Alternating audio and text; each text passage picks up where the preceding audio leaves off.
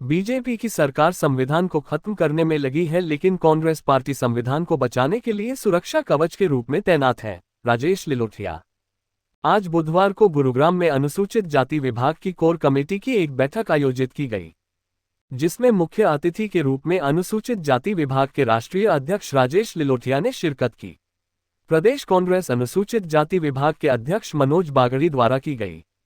इस दौरान प्रेस वार्ता का विभाजन किया गया, जिसमें राजेश लिलोथिया ने कहा कि मौजूदा सरकार जिस तरह से संविधान को खत्म करने का प्रयास कर रही है, लेकिन संविधान को बचाने के लिए हमारी कांग्रेस पार्टी के राष्ट्रीय अध्यक्ष मल्लिकार्जुन खड़गे व पूर्व राष्ट्रीय अध्यक्ष राहुल गांधी बीजेपी की इस रणनीति को कामयाब नहीं होने देंगे।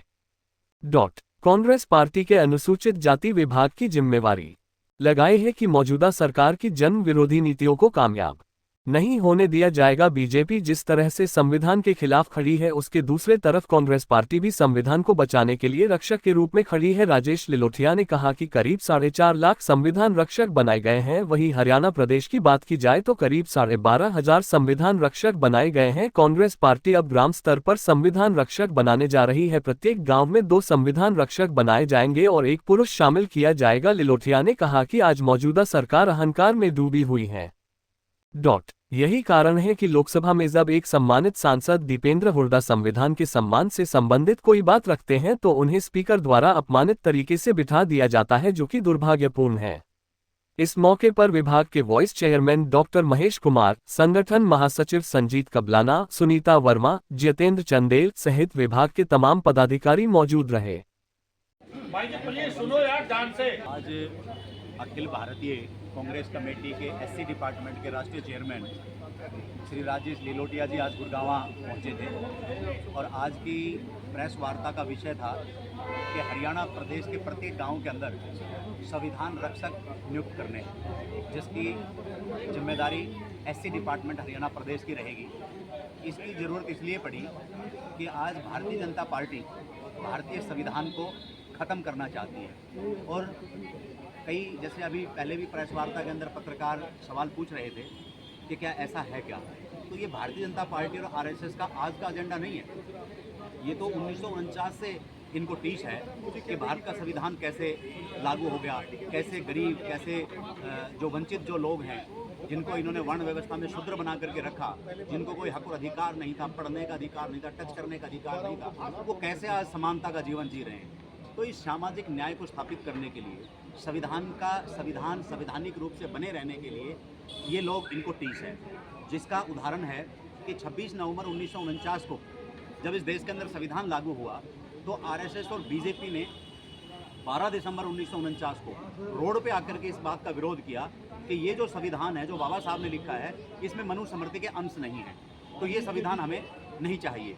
तो ये तो 1949 से विरोध कर रहे हैं, लेकिन इनको मौका नहीं मिला था, ये लोग सत्ता में नहीं आ पाए थे।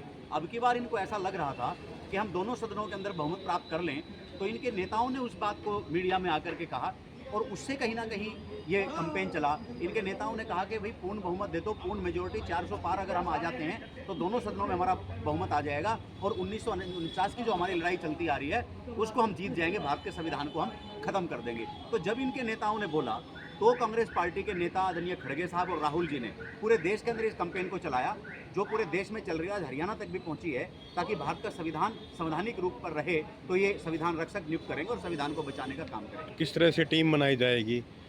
देखिए, अभी तो लोकसभा सत्र पे एससी डिपार्टमेंट है पूरा, उसको लोकसभा सत्र पर लोकसभा के कोऑर्डिनेटर नियुक्त किए हैं। अब लोकसभा के जो कोऑर्डिनेटर्स हैं उनकी जिम्मेदारी है कि वो अपने जिला के कोऑर्डिनेटर्स और उसके साथ में मीटिंग करके और कुछ एरिया को डिस्ट्रीब्यूट किया जाए और कुछ गांवों की जिम्मेदारी लगाई जाए और गांव सत्र पे जाकर के एक जेंट्स और एक महिला, एक पुरुष और एक महिला गांव सत्र पर 2 संविधान रक्षक बने, ताकि वो गांव के अंदर फिर जो मैसेज है, अब जिम्मेदारी भी फिक्स की गई है कि संविधान रक्षक करेंगे क्या।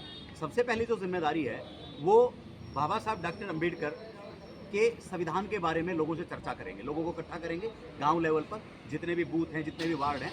दूसरा, वो अपनी टीम बनाएंगे और उस टीम की पीरियडिकली मंथली मीटिंग करेंगे कि क्या चल रहा है गांव लेवल पर, क्या चल रहा है, कौन लोग कितने समझ पाए हैं संविधान को। तीसरा, भारतीय जनता पार्टी की जो कॉन्स्पिरेसी है जो षड्यंत्र है संविधान को खत्म करने का, तो कैसे वो संविधान को खत्म करना चाहते हैं और संविधान नहीं रहेगा तो हमारा क्या होगा, तो उस बारे में वो चर्चा करेंगे।